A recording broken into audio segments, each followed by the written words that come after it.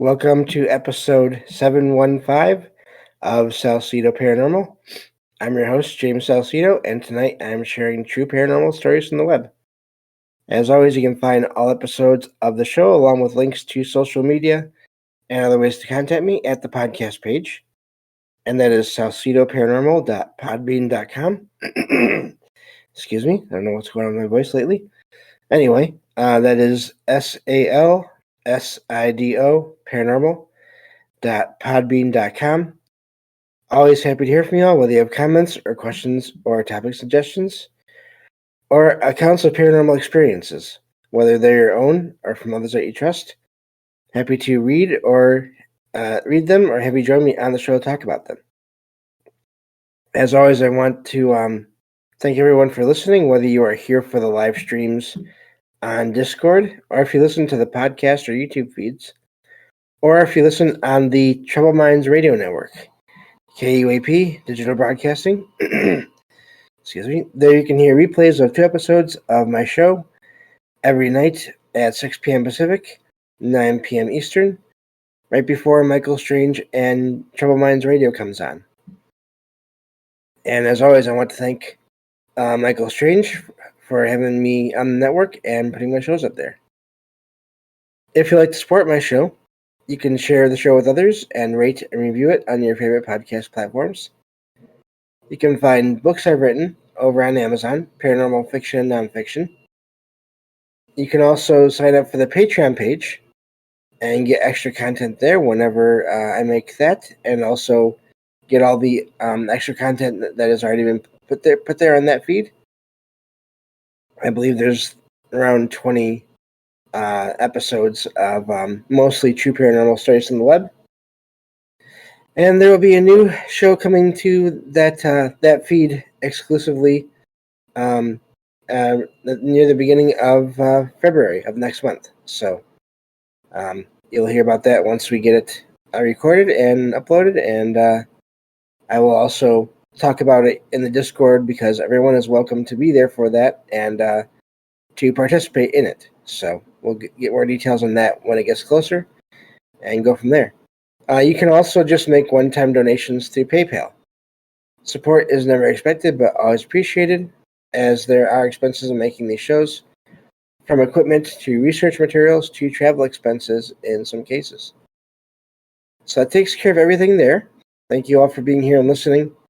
I think we can get right to the true stories here.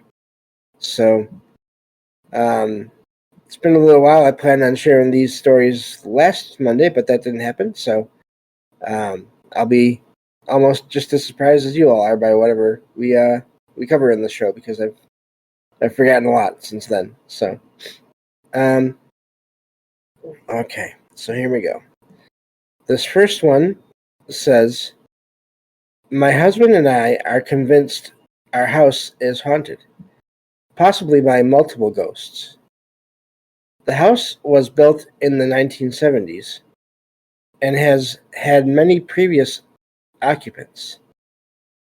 It is technically connected to a neighbor's property. The neighbor passed away, but the ghostly activity started before that happened. The ghost seemingly unlocked and opened the front door for my husband while I was inside. My husband thought I had opened it, but nobody was there. He was carrying groceries and had reached for his keys after confirming the door was locked. He heard the lock click, saw the knob turn, and the door open on its own.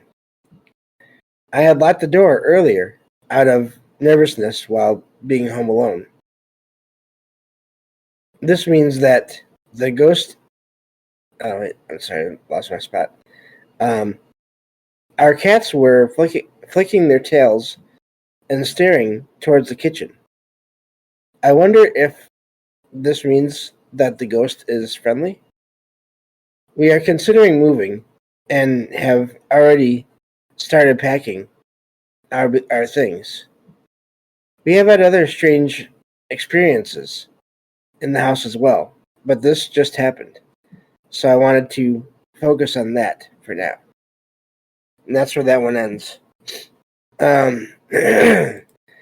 It's amazing when objects are manipulated. There we go, like that. And it's not just something that could easily be written off. It's not just like the door was ajar and it was blown open by a breeze or pressure change or whatever. Sounds like the lock was actually disengaged, so it could be opened. So that's really amazing. And I think I just a few weeks ago, I shared another sort of account of what appeared to be someone that no one could see that was helpful in nature, with what they were, with just everyday life, just things in general. I can't remember now what it was, but I think there's probably been a couple of those in the last couple of months or so. And so yeah, I don't doubt that could happen. I've mentioned this before, but it's just for any new listeners. I've had experience with my front door locking and unlocking, not necessarily opening, but just locking and unlocking. And even when I'm here and there's no one else around, and it never made a sound when it did that, which is also strange because you would think I would hear it when it would do that, unless it was done very slowly or when I was distracted or listening to something that can maybe mask the sound. But and it doesn't happen so much now anymore so far. But it used to happen a lot where I would leave the door unlocked because I knew I had company coming over, my family coming over, and they would knock on the door, and I would say, "Come in, it's unlocked." And they would try, and the door would be locked. And so that has happened several times. I've also had times where I know I locked the door, and when I got home from somewhere, and then time had passed, I would not go somewhere for a day or whatever, 2 days sometimes, and I would find the door unlocked. And so I don't know what the deal is with that. If it's I have no idea, but yeah. So it is. It's not just the idea of a door sort of possibly being blown open or shut, and especially in my case, it never moved. It just would randomly, seemingly at random, lock or unlock.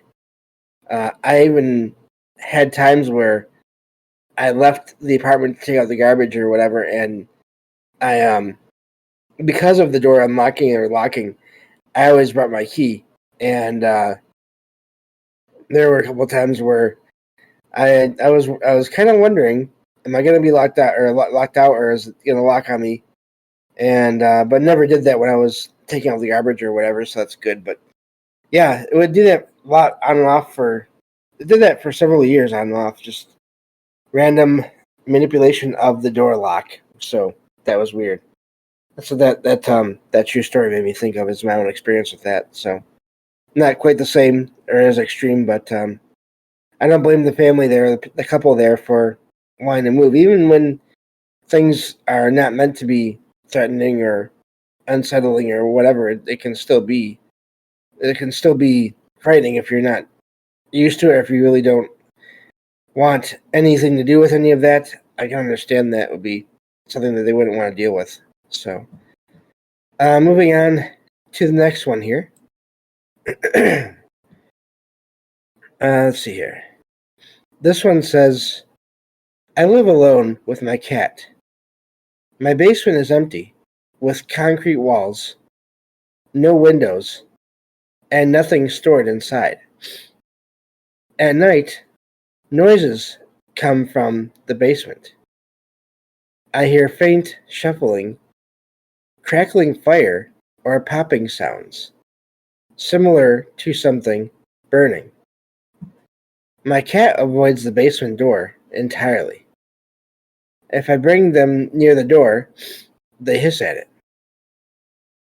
At night, my cat stays on the opposite side of the house. Frightened, I recently installed a heavy lock on the basement door. I check the basement often during the day, but I haven't found anything unusual.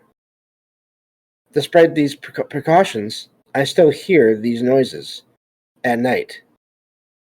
I am unsettled by the combination of unexplained sounds and my cat's reaction. And that's where that one ends. Again, I understand the person there being unsettled. I wonder if it's more of a residual thing. I wonder if cats can still react to that kind of a energy in that way where they don't want to deal with it. I guess that would be possible. But just because there's nothing else that happens besides these sounds, which obviously there's nothing down there. By the way that the writer mentioned or talked about it, there's no objects down there that could be moved around or set on fire. Luckily, so it's really weird that there would just be these sounds, and then the reaction of the cat to that area of the house. So I'm hoping that's what it is, because that's just I can understand why that would be unsettling to anyone, to know that there's nothing in your basement that could be making sounds of movement or of burning, of fire, and yet still hearing those sounds on I'm guessing it's a regular basis based on the account there. So yeah, I don't know with that one. It just makes me think of some kind of residual energy of maybe someone from the past that used to live down there in that basement, or stay down there in that basement, and sometimes they would use a fire to stay warm, I guess. It is weird that it would be in the basement, but then again, it depends on the history of the land, too. I mean, how built up there is, if that could have been ground level at one point in time. I don't know, but that's where my mind goes with that. It's just some kind of residual energy that is playing like a tape over and over again, making these same sounds. So, which is sort of the idea behind or of a residual haunting or residual energy field. It's literally an energy field that is acting like a tape being played over and over again. So, so yeah, that's what I think with that one. Of course, I have no idea, but hopefully it's the case. Let's see here. Excuse me. Let me find this. Get this next one in position. One moment.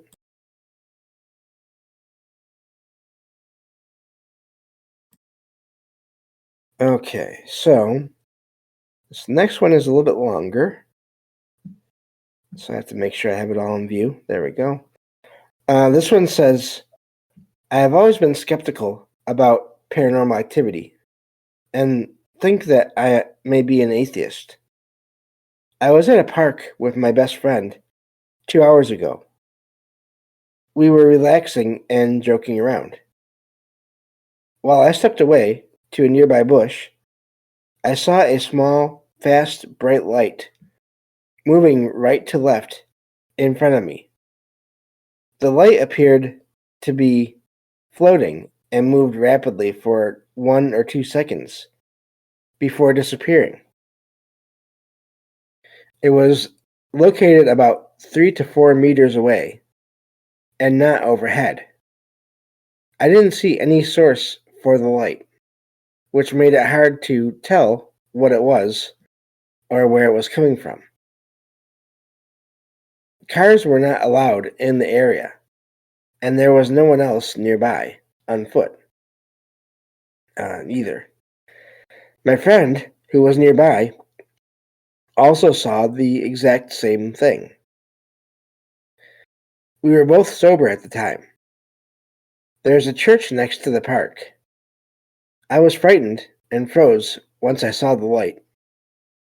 The whole thing was unsettling, and we still don't know how to explain it. and that's where that one ends. It sounds like some kind of a light anomaly, an orb, or yeah, I don't know what else to make of that, except it just sounds like they saw a light that didn't have an obvious source. I like that they pointed out it wasn't up in the sky.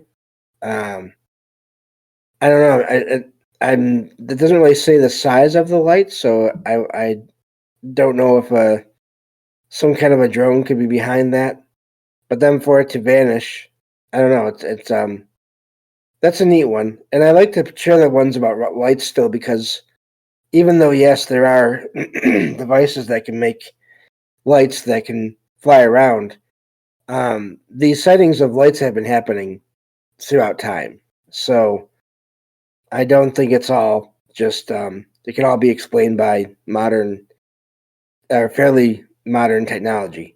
I think there's something else that happens too that can easily be confused with technology that is around, depending on the situation.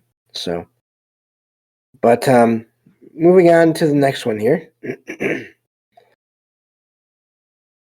Let's see here. This one says, let me see, make sure I have it all in frame, because it's a longer one, apparently. Okay. Oh, wait, I skipped one. Okay, that's why. It wasn't that long. It was just I was moving on to I was combining two stories in my mind there. Okay, this one says, my downstairs neighbor texted me to complain about loud jumping noises coming from my apartment, which caused their ceiling lamps to shake. I was not home at the time, so I texted my roommate about the complaint, but they were not home either. I asked our downstairs neighbor to check our apartment for intruders, but there were no signs of any disturbance or mess. It appears someone or something else may be causing the noises. Is this paranormal, or could there be any logical explanations for it? There are a couple of things that may be connected. The apartment building is located 20 meters from a medieval execution site. Also, the building was previously a child orphanage, roughly between 1890 and 1930. And that's where that one ends. It's always possible that there could be sounds connected to previous constructions. Especially, I mean, if you think about the sounds of jumping, and I haven't read this on the show yet, so I didn't think about this until just now. But it mentions here, I'm not sure about the execution site part, but the orphanage. If you think about kids jumping and playing, I wonder if that could be part of it. Whether it's residual or not, I don't know.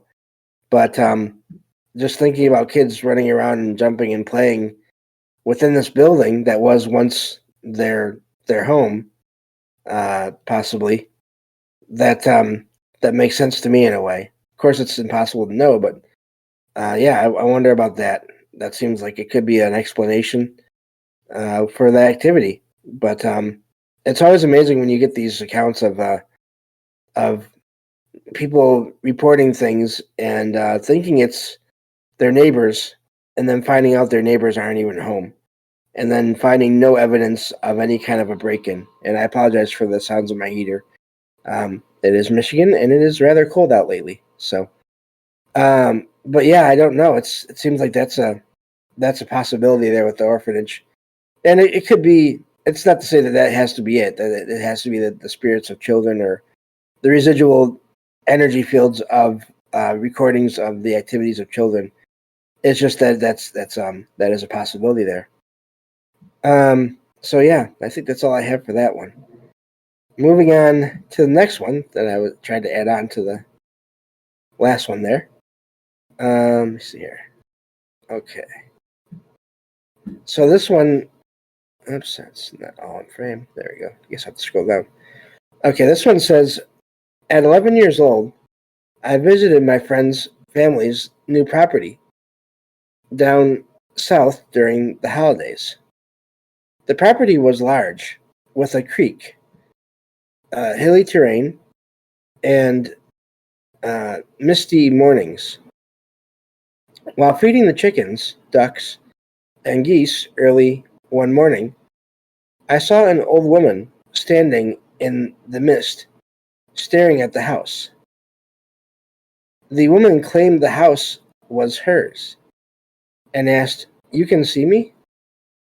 I explained that it was my friend's house. The woman sulked, repeated that it was her house, and then vanished into the mist. I told my friend and her mother about the encounter. My friend's mother, excuse me, let me try that again. My friend's mother contacted neighbors to see if an elderly woman was lost, but there were no elderly women living nearby.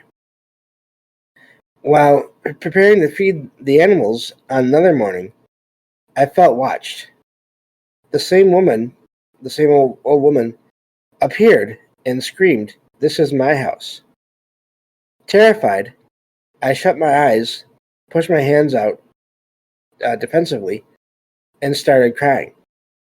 I went back to bed, too scared to finish feeding the animals. Later that morning, I told my friend's family what had happened.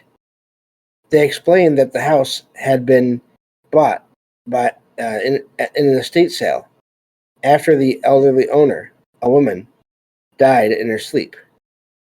Before leaving, I had a dream of this same old woman appearing again.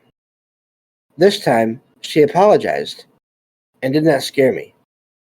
I think that the woman's spirit lingered due to the shock of her sudden death and the emotional attachment to her home. I don't think that the spirit was evil, but confused and emotionally tied to the house. I hope the woman has moved on. And that's where that one ends. I usually don't share a lot of accounts of things like screaming beings, entities, on the show too much, but that one there, just because of what happened before, and then at the end of it, I wanted to share that because I do wonder, I do think at times consciousness or spirits or souls, however you want to call them, like the writer says there, it seems like maybe they were still trying to figure things out. We don't really know how time works once you are sort of out of the physical form. So that's amazing, though, that the spirit of this woman eventually, not long after, really, came and apologized to the person that they had frightened as a child there, and then was not, apparently, I'm guessing, based on the rest of the account there, was not seen again. So maybe, hopefully, they did move on. But I do think that can be an explanation for some cases where the haunting may appear to be, and in some cases may actually be, negative, because whoever is there still in spirit or in the consciousness state may be attached to that property for a lot of reasons. But that's all the time we have for this episode. Thank you all for listening, and I'll talk to you all next time on Salsido Paranormal. Take care.